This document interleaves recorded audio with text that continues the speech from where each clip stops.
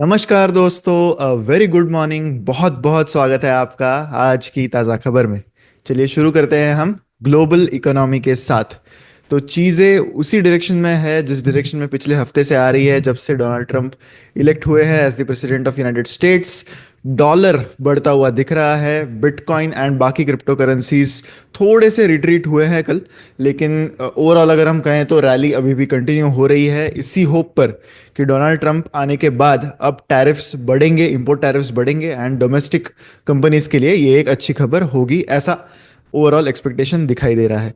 तो US dollar index जो है that has gone to a 4 month high. US dollar overall अगर हम देखें तो वो 4 मंथ हाई पर पहुंचा है अगेंस्ट मेजर पियर्स, कल अगर हम देखें। एंड बिटकॉइन जो ऑलमोस्ट $90,000 के आसपास गया था, वो थोड़ा सा रिट्रीट हुआ है, but it is still at quite a high right now. Crypto currencies are up by quite a bit. Donald Trump का ये कहना है कि उनको यूएस को the crypto capital of the planet बनाना है। एंड इसी पर थोड़ी सी पॉजिटिविटी क्रिप्टो मार्केट्स में नजर आ रही है। मार्केट मूवमेंट्स करंटली जो दिख रहे हैं वो एक्सटेंशन है पोस्ट इलेक्शन ट्रेंड्स का ही।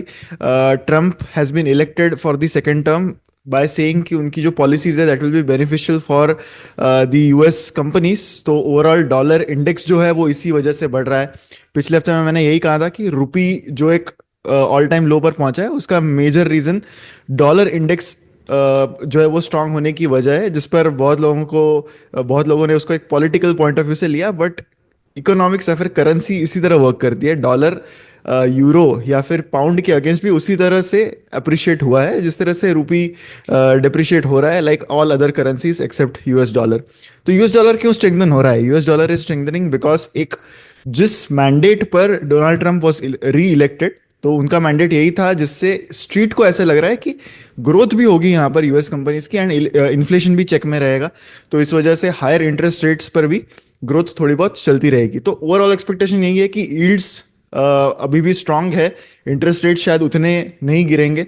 तो इससे बेसिकली जो फ्लाइट ऑफ कैपिटल है वो इस समय यूएस के 10 ईयर G6 एंड ये सब पर ज़्यादा बढ़ रही है। अगर यूएस के G6 बाय होंगे तो obviously US dollar is going to strengthen and बाकी सारी currencies are going to weaken. तो इसी का एक्सटेंशन करंटली मार्केट में नजर आ रहा है। यूएस डॉलर इंडेक्स जो इंडेक्स है which compares the US dollar to 5 और 6 major currencies in the world, तो वो लगभग 102 के आसपास था बिफोर 1 वीक अगो। वो अभी लगभग 105.98 तक पहुंच गया था कल। सो डेफिनेटली काफी स्ट्रेंथनिंग यूएस डॉलर करंटली नजर आ रहा है। नेक्स्ट गोल्ड की बात करते हैं। गोल्ड एक 2 मंथ लो को हिट कर चुका है। अगेन उसका रीजन यही है कि यूएस डॉलर स्ट्रेंथन हो गया है, क्योंकि अगर यूएस गवर्नमेंट बॉन्ड्स की यील्ड्स ज्यादा रही तो गोल्ड जैसे असेट क्लास की जो प्रोपेंसिटी है या फिर उसकी जो डिमांड है वो थोड़ी सी कम हो जाती है।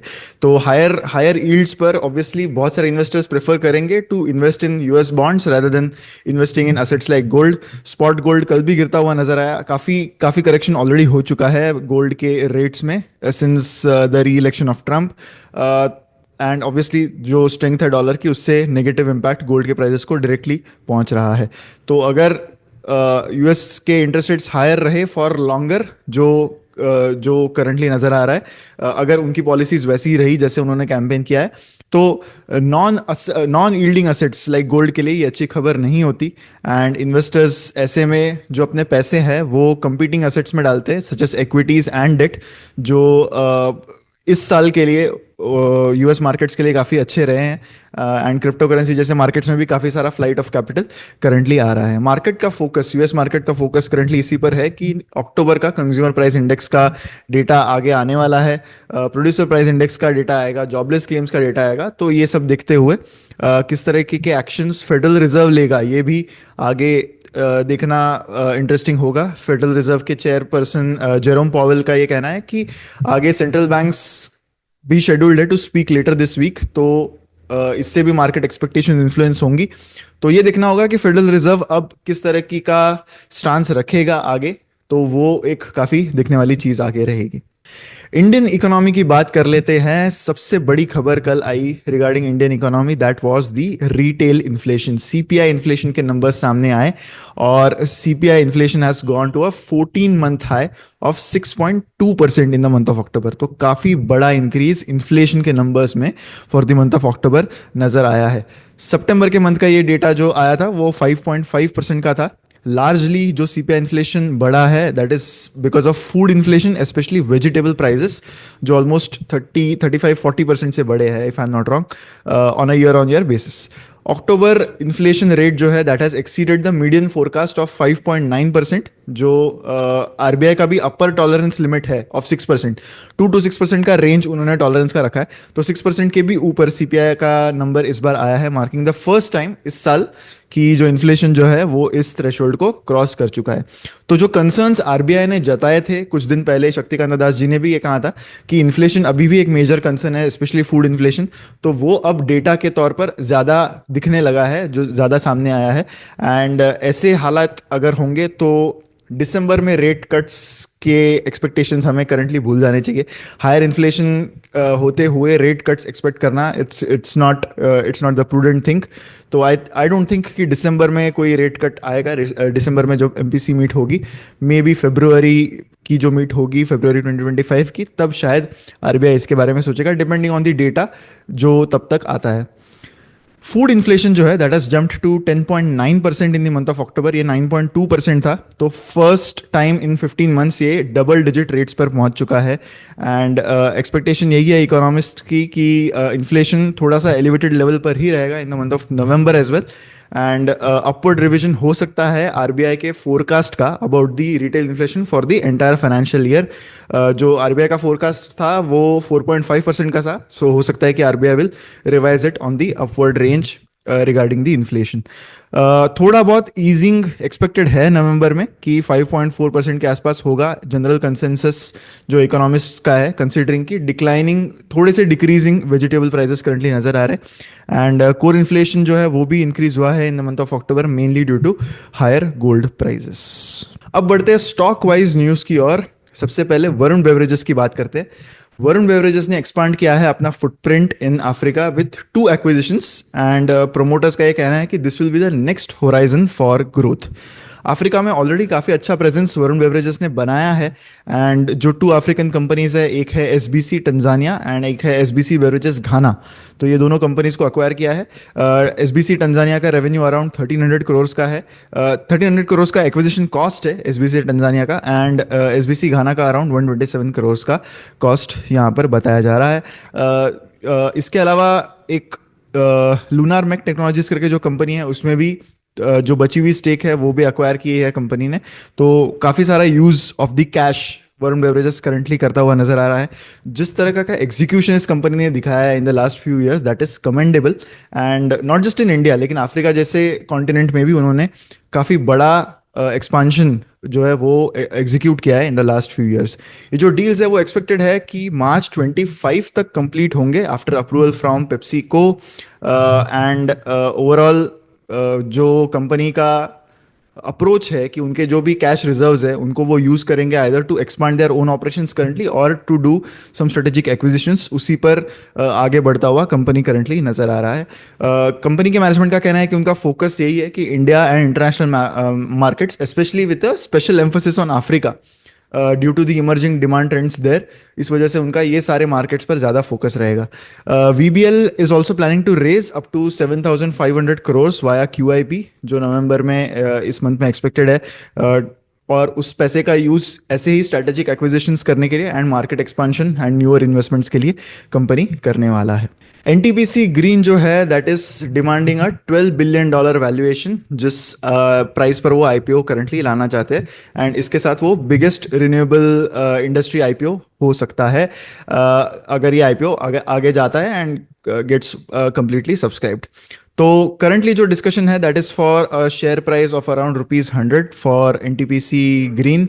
And according to the IPO filings जो उन्होंने की है, अराउंड एक्सपेक्टेशन है कि अराउंड 10,000 करोड़ तक का पैसा वो रेस करेंगे इस आईपीओ में।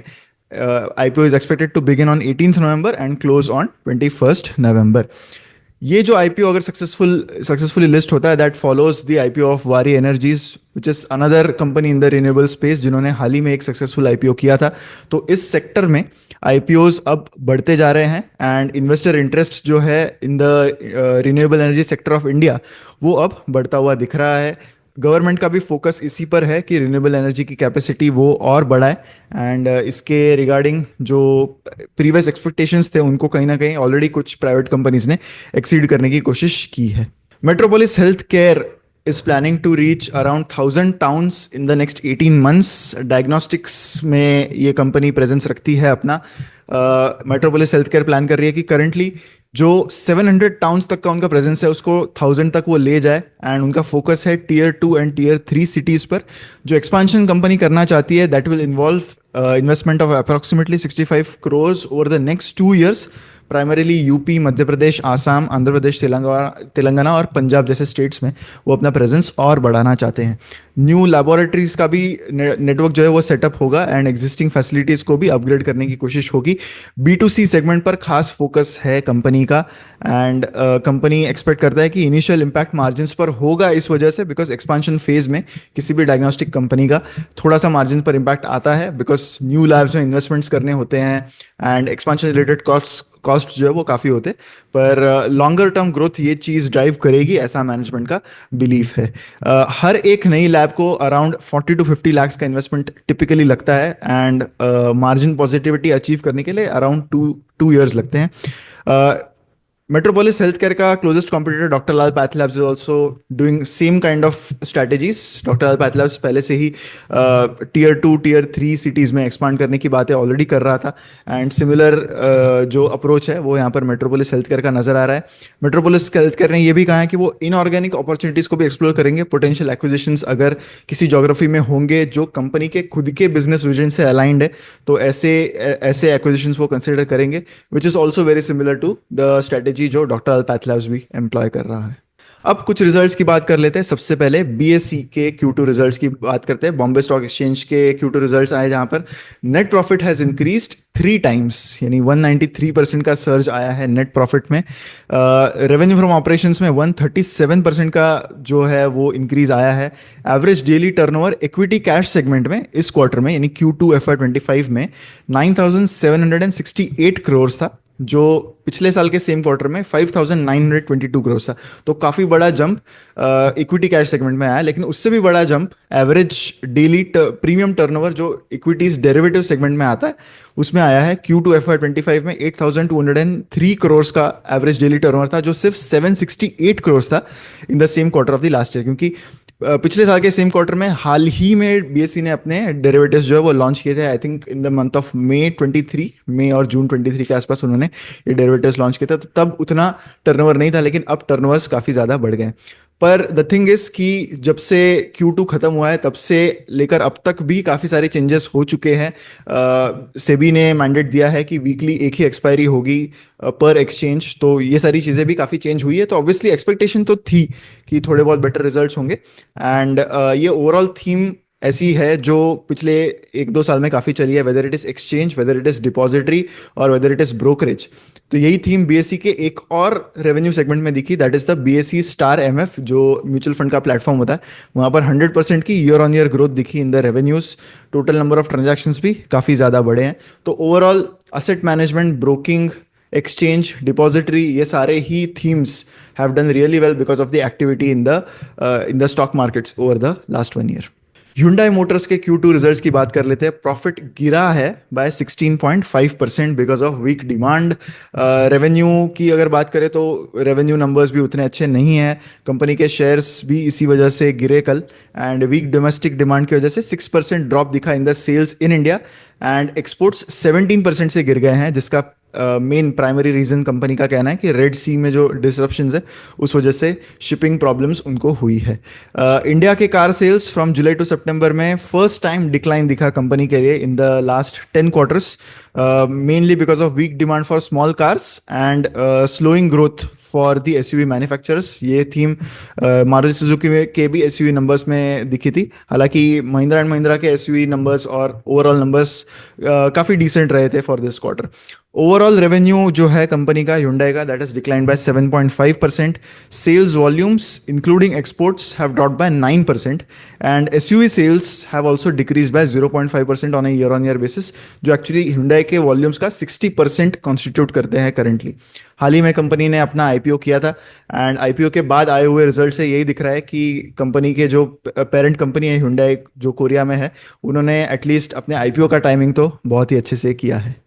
संवर्धना मदरसन के Q2 रिजल्ट्स आए. Net profit has increased by almost four folds to 880 crores. Overall expectation थी कंपनी का पिछले कुछ क्वार्टर्स से ग्रोथ मोमेंटम काफ़ी स्ट्रांग रहा है. रेवेन्यू ग्रोथ हालांकि थोड़ी सी स्लो डाउन हुई है एट 18%, जबकि पिछले साल के सेम क्वार्टर में अराउंड 28% की थी. जो स्लो डाउन है रेवेन्यू ग्रोथ में, थोड़ा बहुत जो स्लो डाउन आया है वो weaker demand from the automotive sector in general, उस वजह से ही आया है. And that has impacted companies like Samvardhana Motherson, क्योंकि हम करंटली देख रहे हैं कि डीलर्स को होने वाले शिपमेंट्स भी काफ़ी कम हो गए हैं. यही हमें फीडबैक ऑटो OEM मैन्युफैक्चरर्स की तरफ से मिला था. तो ऑब्वियसली थोड़ा बहुत trickle down effect auto ancillaries पर होने वाला है. संवर्धना मदरसन जो है वो काफ़ी सारे ऑटो कंपोनेंट सप्लाई करती है to companies like Maruti Suzuki, Mercedes Benz and Audi. Cost of materials and services जो है वो 10.7% से इंक्रीज हुई है on a year on year basis. लेकिन कंपनी का एबिटा मार्जिन थोड़ा बहुत इंप्रूव हो गया है टू 8.9% फ्रॉम 8.5% जो पिछले साल के सेम क्वार्टर में हुआ करता था. इसी के साथ हमारी न्यूज़ यहीं पर ख़त्म होती है. बिलीव इट और नॉट सेक्शन में एक थोड़ी सी बात कर लेते हैं about the crypto currency markets. Crypto currency markets तो बढ़ ही रहे हैं, बिटकॉइन तो बढ़ ही रहा है, लेकिन डॉज कॉइन जो है which was a meme coin, वो भी अगेन बढ़ने लगा है. एंड इस तरह की सर्ज अगेन डॉज कॉइन में दिखने लगी है कि करंटली डॉज कॉइन जो है उसका मार्केट कैप $56 बिलियन है, which is a lot of money.